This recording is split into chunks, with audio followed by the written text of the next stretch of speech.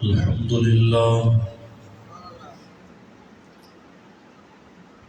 لله وكفى والصلاة والسلام على سيد الرسل وخاتم الأنبياء لا نبي بعده ولا نبوة بعده ولا رسول بعده ولا رسالة بعده أما بعد فأعوذ بالله من الشيطان الرجيم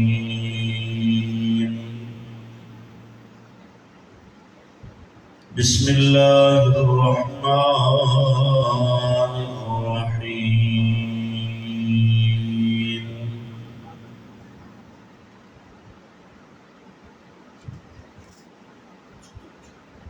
والذي أرسل رسوله بالهدى ودين الحق ليظهره على الدين كله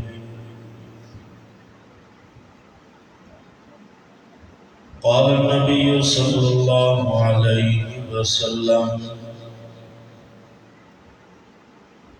إنما بعثت لأتمم مكارم الأخلاق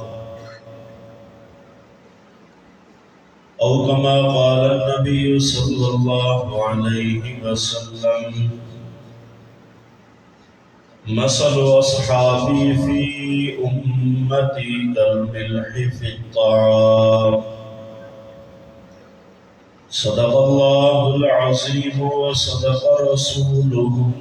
النبي الكريم ونحن على ذلك لمن الشاهدين والشاكرين والحمد لله رب العالمين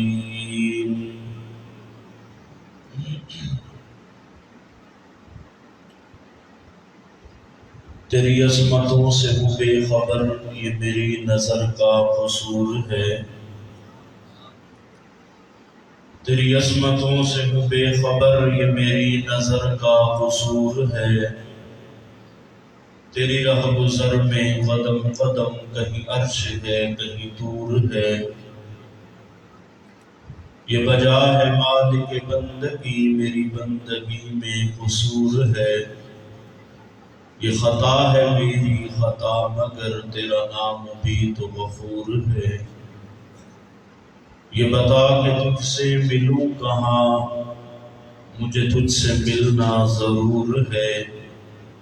کہیں دل کی شرط نہ ڈالنا کہ ابھی دل نگاہوں سے دور ہے اور جب سے ہونٹوں پہ یارب تیرا نام ہے تیرے بیمار کو کافی آرام ہے تو نے بخشا ہمیں نور اسلام کا ہم پہ تیرا حقیقی یہ انعام ہے جس کو تیری خدائی سے انکار ہے بادشاہت میں رہ کر بھی ناکام ہے آسمانوں کی دنیا میں ہے محترم تیری خاطر جو دنیا میں بدنام ہے اپنے منکر کو بھی رزق دیتا ہے تو تیری رحمت تو ہر ایک پر عام ہے ہاں قدم کا اٹھانا میرا کام ہے پار بیڑا لگانا تیرا کام ہے سرکار دو عالم کے رخ پر انوار کا عالم کیا ہوگا جب زلف کا ذکر ہے قرآن میں رخسار کا عالم کیا ہوگا ابو بکر عمر عثمان و علی اور سارے صحابہ دوزانوں جب بیٹھتے ہوں گے مجلس میں دربار کا عالم کیا ہوگا معراج کی شب جب اللہ نے محبوب اپنے کو بلوایا سوچو تو ذرا ان دونوں میں گفتار کا عالم کیا ہوگا کھائی ہے قسم خود قرآن نے اصحاب کے دوڑتے گھوڑوں کی اصحاب کا جب یہ عالم ہے سرکار کا عالم کیا ہوگا طلوع شمس و قمر سے پہلے میں تجھ پہ آقا درود بھیجوں ہر ایک شام و سحر سے پہلے میں تجھ پہ آقا درود بھیجوں خدا کی کتاب تو ہے، میرا سارا نصاب تو ہے، حصول علم و ہنر سے پہلے میں تجھ پہ آقا درود بھیجوں۔ محبت کے ساتھ، عقیدت کے ساتھ، عبادت کی نیت سے بلند آواز سے درود پاک۔ اللهم صل على سيدنا محمد وعلى آل سيدنا محمد وبارك وسلم۔ اللهم صل على سيدنا محمد وعلى آل سيدنا محمد وبارك وسلم۔ اللهم صل على سيدنا محمد وعلى آل سيدنا محمد وبارك وسلم۔ واجب الاحترام معززین علاقہ، شرفائے ملت، دوستوں، بزرگوں، بھائیوں، محترم المقام حضرت مولانا مفتی محمد ارشد صاحب دامت برکاتہم العالیہ، ان کی پیار بھری دعوت پر اور شہزادہ اہل سنت حضرت مولانا سید ابو بکر شاہ صاحب دامت برکاتہم العالیہ کے حکم پر پہلی مرتبہ دین کی نسبت سے جمعۃ المبارک کے اس مقدس وقت میں آپ حضرات کے علاقہ کی اس عظیم دینی درسگاہ میں آپ کی زیارتوں کا اور آپ سے مخاطب ہونے کا شرف حاصل کر رہا ہوں۔ دعا فرما دیں کہ اللہ تبارک و تعالی ہم سب کی حاضری قبول فرمائیں اور اللہ رب العزت جمعۃ المبارک کے اس مقدس وقت کی برکت سے اللہ پاک ہم سب کی مغفرت فرمائے۔ کوئی لمبی چوڑی گفتگو کا ارادہ نہیں ہے، وقت بھی مختصر ہے اور بڑا ہی باسعادت موقع بھی ہے۔ بچوں نے قرآن مجید حفظ مکمل کیا، مبارکباد کے مستحق ہیں وہ بچے بھی اور ان کے والدین۔ دعا ہے کہ اللہ تبارک و تعالی ہمارے اس مرکز کو تا قیام قیامت آباد و شاد فرمائے۔ قرآن وہی پڑھتا ہے کہ جس کے مقدر میں اللہ رب العزت نے یہ سعادت لکھی ہوتی ہے اور جس کی نسبت مدینے والے سے ہوتی ہے۔ یاد رکھیے گا، نسبت کا بڑا مقام ہوتا ہے۔ سورج جب طلوع ہو جائے اس کی روشنی پورے عالم کو منور کر دیتی ہے اور اسی سورج کی روشنی سے چاند کی برودت بھی ہوتی ہے اور ستاروں کی جگمگاہٹ بھی ہوتی ہے۔ اگر چاند کو نسبت سورج کے ساتھ نہ ہو تو برودت نہیں ہے، چاندنی نہیں ہے، ستاروں کی جگمگاہٹ نہیں۔ اگر امتی کی نسبت نبی کے ساتھ نہ ہو تو یاد رکھیے گا اس امتی کا کوئی مقام نہیں ہے۔ اپنی نسبت اللہ کے نبی کے ساتھ ہم نے پکی کرنی ہے، اور وہ پکی کیسے ہوگی کہ جب اللہ کے نبی کے لائے ہوئے دین کے ساتھ، شریعت کے ساتھ، کتاب کے ساتھ ہمارا تعلق مضبوط ہوگا، رشتہ مضبوط ہوگا۔ میں ایک بات کہہ دوں، یاد رکھیے گا کہ جو بندہ لاوارث ہوا کرتا ہے اس کی کوئی قدر و قیمت نہیں ہوا کرتی۔ ہم لاوارث نہیں ہیں، ہماری دو نسبتیں ہیں، ایک جسمانی ہے، ایک روحانی ہے۔ جسمانی نسبت ہمارے والدین کی طرف سے اور روحانی نسبت اللہ کے نبی کی طرف ہے۔ یاد رکھیے گا، جس بندے کو اپنے جسمانی نسبت کا علم نہ ہو، کتنی کمالات کا حامل کیوں نہ بن جائے، لوگ اس کمی کو ان سارے کمالات کے اوپر حاوی کر دیتے کہ یار کمال بڑا ہے، حسن و جمال بڑا ہے، انداز بیان بھی بڑا، فصاحت و بلاغت بھی بڑی ہو، ہاتھ میں ہنر بھی بہت آ جائے، لیکن نسبت معلوم نہ ہو تو یہ ایک ایسی کمی ہے جو سارے کمالات کے اوپر حاوی ہو جاتی ہے۔ اللہ کا شکر ادا کریں، خالق کائنات نے ہماری جسمانی نسبت بھی اللہ نے محفوظ بنائی ہے، روحانی نسبت بھی اللہ نے محفوظ بھی بنائی ہے، اور اللہ نے مضبوط بھی بنائی ہے۔ ہم ہیں اہل سنت والجماعت۔ کیا ہے بھائی؟ تو بولنا شولن کا رواج ہے نا تواڈے والے پاسے، ماشاءاللہ سبحان اللہ سناؤ تھوڑی جی۔ ہاں ہاں، جنگ سے سفر، جنگ سے آ کے منڈی شاہ نگنا سے سفر کیا، سیدھا جنگ کا اینڈ ہے، تو وہاں پر بھی لوگ سبحان اللہ کہتے، اور مجھے مفتی صاحب نے بتایا کہ یہاں پر بھی لوگ سبحان اللہ کہتے۔ میں نے کہا سن لیں گے کہ منڈی شاہ نیمنا اور شور کوٹ کی سبحان اللہ ایک جیسی ہے یا اس میں کوئی فرق ہے؟ سناؤ ذرا۔ اچھا ماشاءاللہ ماشاءاللہ۔ ہم ہیں اہل سنت والجماعت۔ کیا ہے بھائی؟ کیا ہے؟ اہل سنت والجماعت۔ ہمارا جو مسلک ہے نا، ہمارا جو لقب ہے، وہ دو لفظوں سے مل کر بنا ہے۔ کتنے لفظوں سے بھائی؟ دو لفظوں سے مل کر بنا ہے۔ ایک پہلا لفظ ہے السنہ اور دوسرا ہے الجماعت۔ اور یاد رکھیے گا یہ ایسا مسئلہ کہ اعتدال ہے کہ جس میں نہ افراط ہے، نہ تفریط ہے، نہ غلو ہے، نہ مبالغہ ہے، بلکہ اس مسئلہ کے اندر اللہ نے کمال درجے کا اعتدال رکھا ہے۔ سنت سے مراد قوانین ہے، سنت سے مراد اصول ہے، سنت سے مراد طریق ہے، اور الجماعت سے مراد ذوات ہے، شخصیات ہے، کہ جو ان قوانین کے ساتھ، اس طریقے کے ساتھ اور اس قانون کے ساتھ مل گئی۔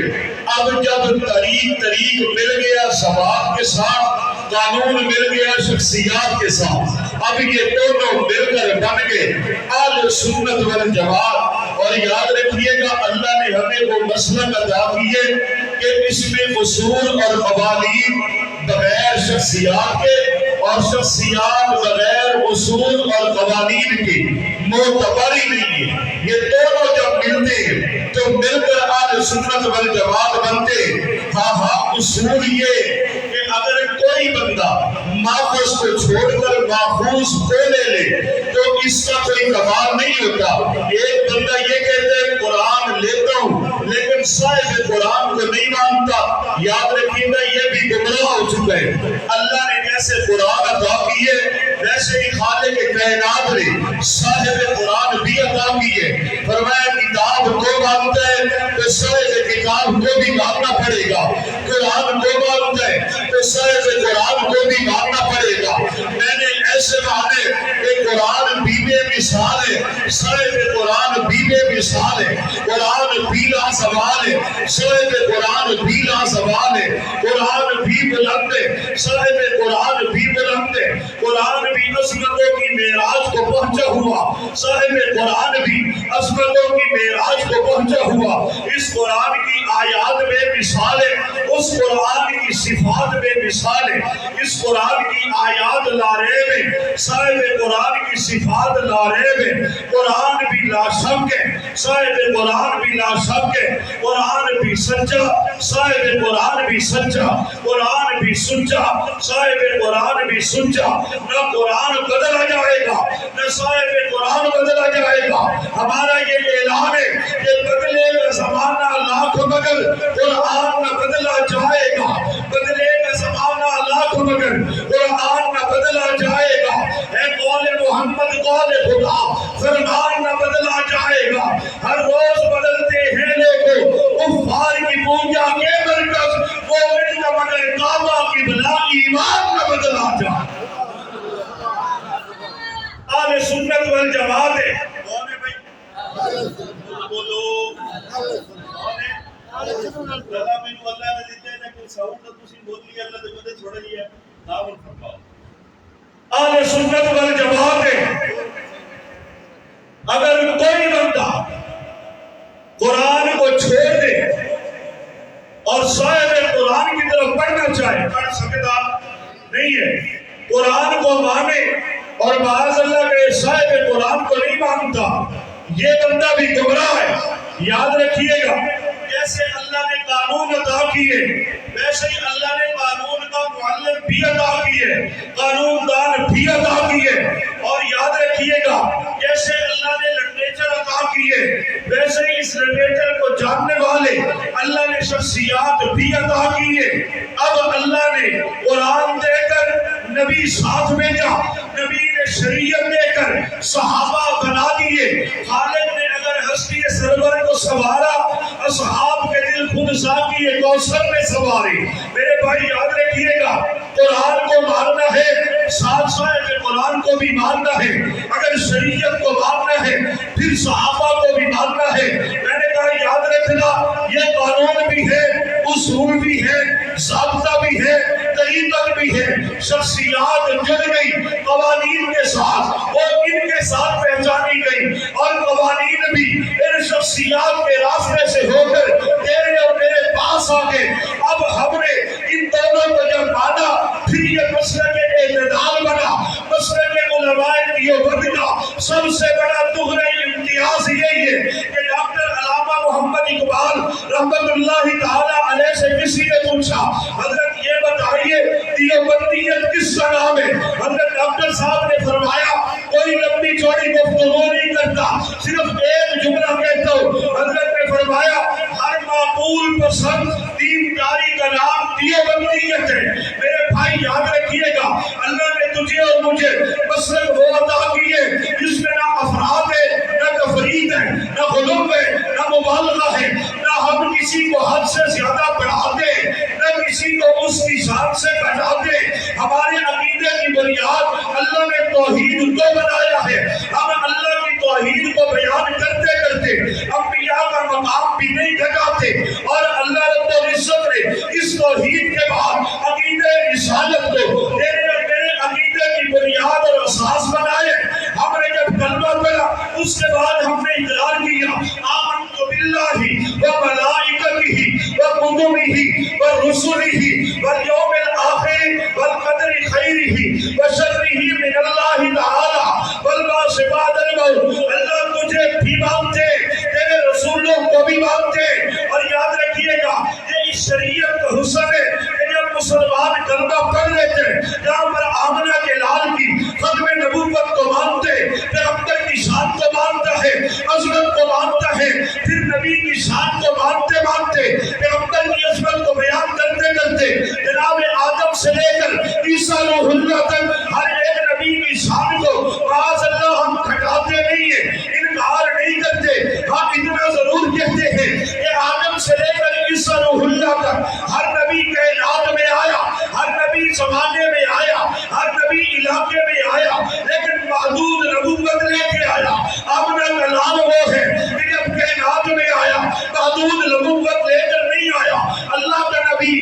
لامحدود نبوت لے کے آیا جیسے زمین والوں کا نبی بن کے آیا ویسے آسمان والوں کا بھی نبی بن کے آیا جیسے انسانوں کا نبی ہے ویسے حیوانوں کا نبی ہے جیسے اپنوں کا نبی ہے ویسے بیگانوں کا نبی ہے جیسے امیروں کا نبی ہے ویسے غریبوں کا نبی ہے جیسے بڑوں کے لیے نبوت ہے ویسے چھوٹوں کے لیے نبوت ہے جیسے حاکم کے لیے نبوت ہے ویسے محبوب کے لیے نبوت ہے جیسے عربیوں کا نبی ہے ویسے اجمیوں کا نبی ہے اور ساری کائنات میں جہاں جہاں تک خدا کی خدائی جاتی ہے وہیں تک محمد رسول اللہ کی مصطفیٰ جاتی ہے کائنات کے سطح سطح پر خدا کی خدائی ہے اور کائنات کے سطح سطح پر میرے مصطفیٰ کی مصطفیٰ ہے خدا ساری کائنات کا خدا ہے مصطفیٰ ساری کائنات کے لیے مصطفیٰ ہے خدا کائنات بنا بناتا کائنات بن نہیں سکتی تھی لیکن میرے رب نے اعلان کر دیا محبوب میں نے کائنات بنائی ہے وجہ تو ہے سبب تو ہے اگر تو نہ ہوتا کائنات کا ذرہ بھی نہ بات کو حجت الاسلام قاسم العلوم والخیرات مولانا محمد قاسم نانوتوی رحمت اللہ علیہ نے یوں بیان کیا کہ سب سے پہلے بشریت کے انوار سے نفس روح محمد بنایا گیا، پھر اسی نفس سے لے کے کچھ روشنی بس میں دونوں مقام کو سجایا گیا۔ وہ محمد بھی محمود بھی، اس میں مطلق شاہد بھی مشہود بھی، علم و حکمت میں وہ غیر محدود بھی، ظاہراً امیوں میں اٹھایا گیا۔ اشر قدر ہو مجھے اس لیے قاسم، میرا آقا ہے وہ، میرا مولا ہے وہ، کہ کس کے قدموں میں جنت بسائی گئی، کس کے ہاتھوں سے کوثر لٹایا ہے۔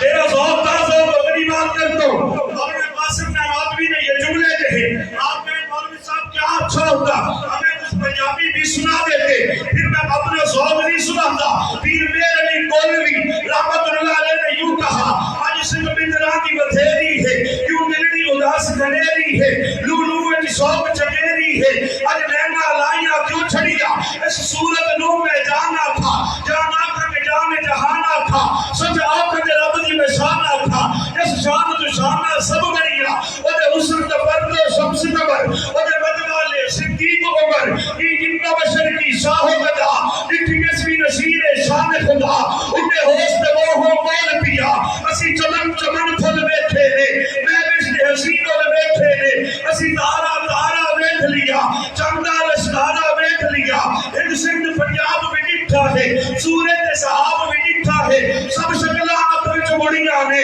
ہورا بھی صفتہ سنیا نے، سب غزلہ نظمہ پڑھ بیٹھے، اسا حسن دی پوڑی چڑھ بیٹھے، یعقوب نجانی سنیا ہے، یوسف کی نہانی سنیا ہے، ترکیتے باجنی رہنے ہاں، چاہ قسم خدا بھی کہنے ہاں، اتنے دل سجدہ تک بھی نہیں، سرکار دے رہتا ایک بھی نہیں، سرکار دے آتا ایک بھی نہیں، ہم ہیں آل سنت والجماعت۔ کیا ہے بھئی؟ آل سنت مجاری ہے بات؟ کیا ہے بھئی؟ شروع تو اپا مولوی تو تھوڑا ٹیسٹ بھی لاؤنا ہوندرہ تھوڑا ٹیسٹ بھی کرنا ہوندرہ مولوی کتنا کرانتے مولوی مجمع نوید ہے، مجمع مولوی نوید ہے، لیکن میرے بھائی یاد رکھیے جمعۃ المبارک کا مقدس وقت ہے، مختصر وقت ہے، تعارف ہو گیا انشاءاللہ، اگر زندگی میں وفا کی پھر کبھی ملاقات ہو جائے گی۔ فرمایا ہاں آل سنت والجماعت ہے، جیسے خدا کو مانتے ویسے خدا کی مانتے، جیسے رسول کو مانتے ویسے رسول کی مانتے، خدا کو مانا وحدہ لا شریک مانا، خدا کی مان کر اللہ کے نبی کو مانا، اللہ کے نبی کو مانا، خاتم المرسلین مانا، اللہ کے نبی کی مان کر صحابہ کو مانا۔ اب اگر خدا تک پہنچنا ہے نبی کو راستہ بنایا جائے گا، نبی تک پہنچنا ہے صحابہ کو راستہ بنایا جائے گا، اگر خدا منزل ہے صحابہ راستہ ہے، نبی منزل ہے صحابہ، اگر خدا منزل ہے نبی راستہ ہے، نبی منزل ہے صحابہ راستہ ہے، اگر نبوت کو نکال دو خدا نہیں ملتا، صحابیت کو نکال دو نبوت نہیں ملتی ہے۔ قدیم یورپ و ایشیا مولانا محمد ضیاء القاسمی رحمت اللہ علیہ اپنے ذوق میں کہا کرتے تھے، لوگوں اللہ نے آمنہ کے لال کے ذریعے ایک نہیں دو دروازوں کو بند کیا، حضور آئے نبوت کا دروازہ بند ہے، پیغمبر تشریف لے گئے، قیامت تک کے لیے صحابیت کا دروازہ بھی بند ہو چکا ہے۔ اتنی بات ضرور ہے کہ رب نے جب نبوت کا وزن بتانا چاہا، اللہ نے نبی کو اٹھا کر صدیق کے کندھوں پہ بٹھا دیا، رب نے جب صحابیت کا وزن بتانا چاہا،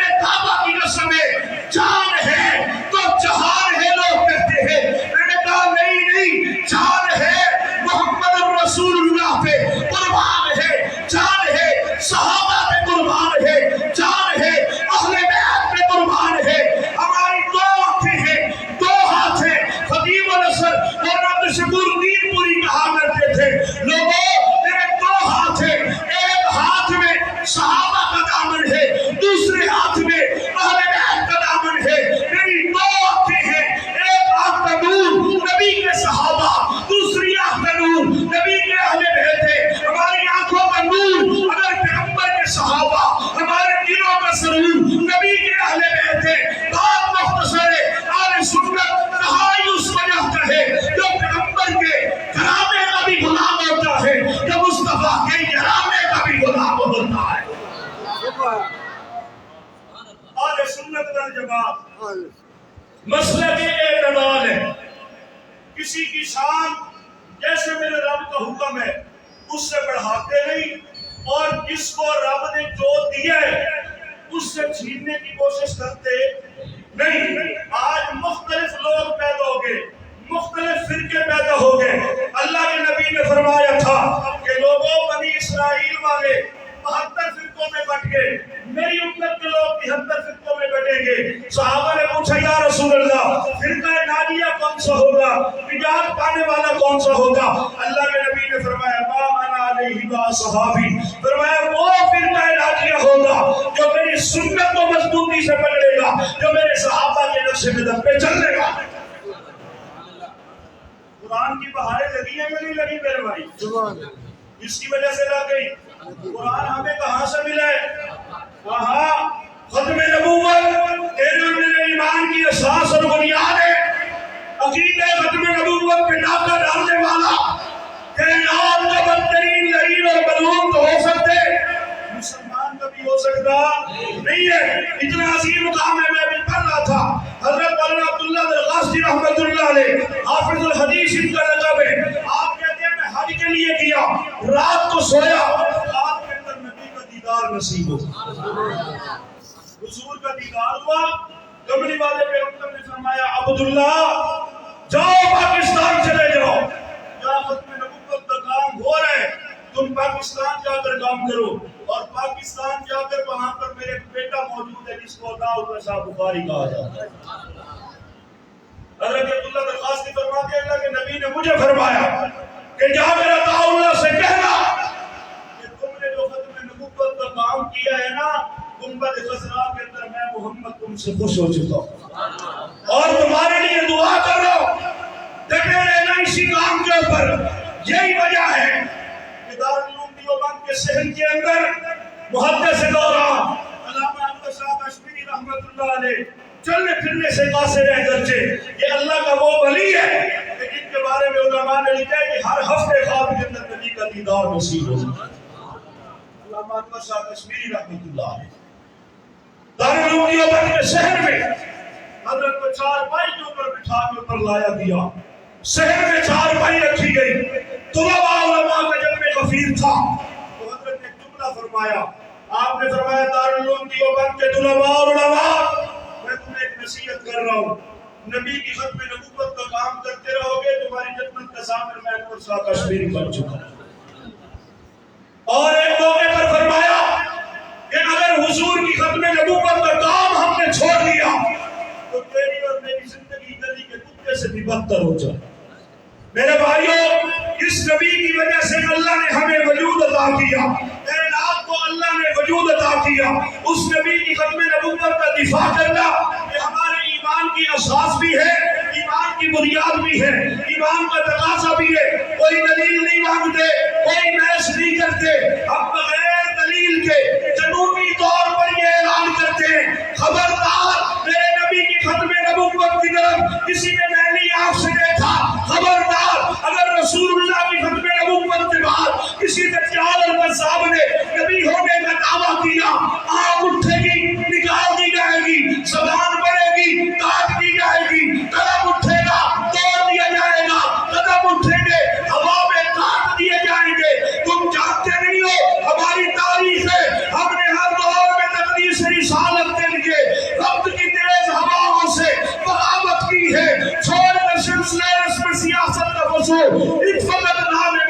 سے محبت کی ہے۔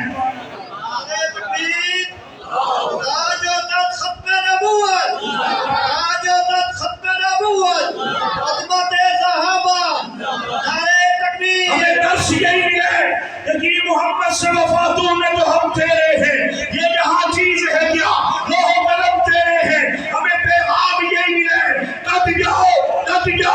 مٹ جاؤ، جان جاتی ہے چلی جائے، مال جاتے چلا جائے، بدن چھوڑ دے، تن من دھن قربان کر دے، لیکن رسول اللہ کی ختم نبوت پر کسی قسم کا سمجھوتا نہیں ہے۔ یہ سب سے پہلا درس دینے والے کون ہیں؟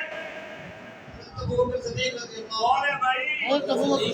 نبی کے صحابہ ہیں۔ کون ہے؟ میں بات مکمل کر چکا ہوں، اب میں اپنی بات سمیٹ رہا ہوں۔ ختم نبوت کے دفاع کے لیے سب سے پہلے میدان میں آنے والے کون ہیں؟ محبت کے ساتھ کہو ذرا، نبی کی ختم نبوت کے دفاع کے لیے سب سے پہلے میدان میں آنے والے نبی کے صحابہ، رسول اللہ کے سپاہی بننے والے، پیغمبر کے صحابہ، پیغمبر سے قرآن لینے والے صحابہ، قرآن سن کر اوپر کی گود میں ڈالنے والے نبی کے صحابہ، رسول اللہ نے بیان کیا حدیث بن گئی، سننے والے صحابہ حدیث بن گئی، عمل کرنے والے صحابہ۔ پیغمبر مکہ میں تھے، ساتھ صحابہ رہے، پیغمبر عمل میں رہے، ساتھ دینے والے صحابہ، حضور جنگ میں گئے، ساتھ دینے والے صحابہ، بدر میں چلے، ساتھ صحابہ، احد میں گئے، ساتھ دینے والے صحابہ، پیغمبر سالار بنے، سپاہی کون بن گئے؟ کون بن گئے؟ صحابہ۔ اور بدر کے میدان میں اللہ کے نبی نے جب اپنی جبین نیاز کو چھٹا کر بدر کے دبتے ہوئے صحرا پر رسول اللہ نے رہ کر اپنی نبوت والی آنکھوں سے آنسو بہا کر جب اللہ کی بارگاہ میں یہ دعا کی تھی، اللہ میں محمد کے پاس یہی ہے،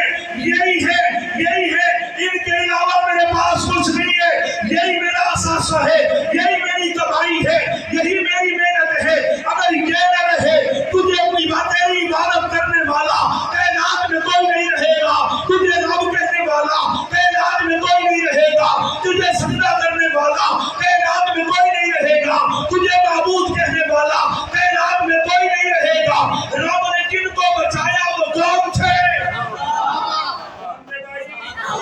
کون تھے وہ؟ صحابہ تھے، صحابہ۔ اگر صحابہ بچ گئے، بڑی ذمہ داری کے ساتھ یہ بات کہہ رہا ہوں، صحابہ کو بچا لو دین بچ جائے گا، صحابہ کو بچا لو قرآن بچ جائے گا، صحابہ کو بچا لو حدیث محفوظ ہو جائے گی، صحابہ کو بچا لو عقیدہ ختم نبوت محفوظ ہو جائے گا انشاءاللہ۔ ہم یہ اعلان کرتے ہیں، عہد کرتے ہیں، وعدہ کرتے ہیں، جنگ کی سرزمین سے یہی پیغام ملا ہے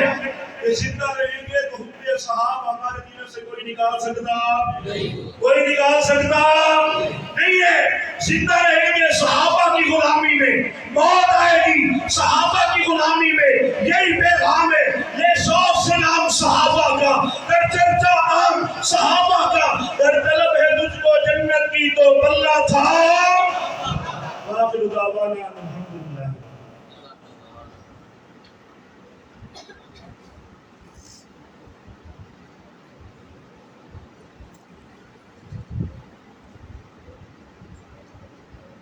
صفوں میں ہو جائیں۔